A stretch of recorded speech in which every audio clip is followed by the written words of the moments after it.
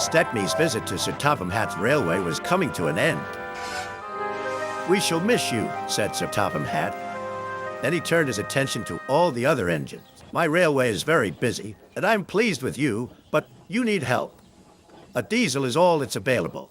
Please do your best to avoid any, disturbances." "What does that mean?" whispered Duck. "That means this diesel is difficult," snapped James. And he was. The diesel surveyed the shed.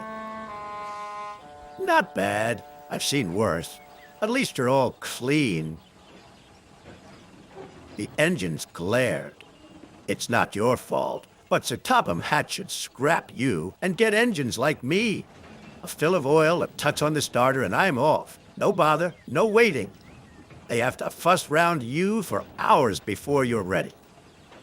The engines were furious. Next morning, they held an indignation meeting round the turntable. "Disgraceful. Disgusting. Despicable. To say such things to us," cried Donald and Douglas, "is to teach 'em a lesson we'd be wanting. Now how do we do it?" Their chance came sooner than expected. The diesel was purring comfortably. An inspector watched a fitter making final adjustments. The wind tugged at the inspector's hat. The diesel was ready. "Look at me, Duck and Stepney. Now I'll show you something."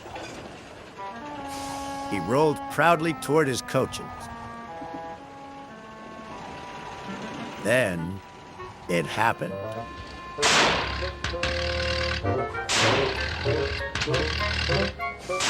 Shaking and spluttering, the diesel stopped. Meanwhile, the inspector was looking for his hat. The diesel seethed with fury as Duck and Stepney pushed him back to the shed. "My hat!" exclaimed the inspector. "You sucked it through your air intake." "Bother your hat. The heavy train's due out. You'll have to take it, Duck. Stepney, will you help, please?" "Thank you, sir," cried Stepney. "I'd like a good long run on my last day." The engines were soon ready. "Gordon will take over from halfway, so get the train to there." "Good luck." "Don't worry," smiled Stepney. "We'll get there, and be early, too."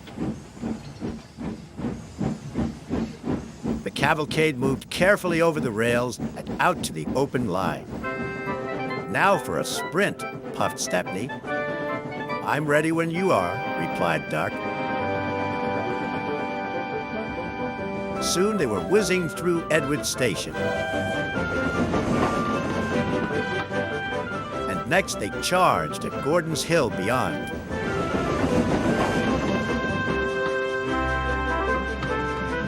They felt the drag of the heady coaches here. It was hard work.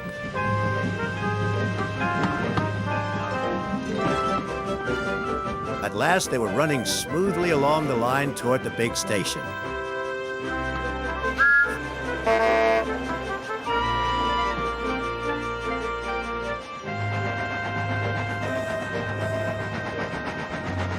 "Hello, you're early," said Gordon. "That's one in the headlamp for old Diesel.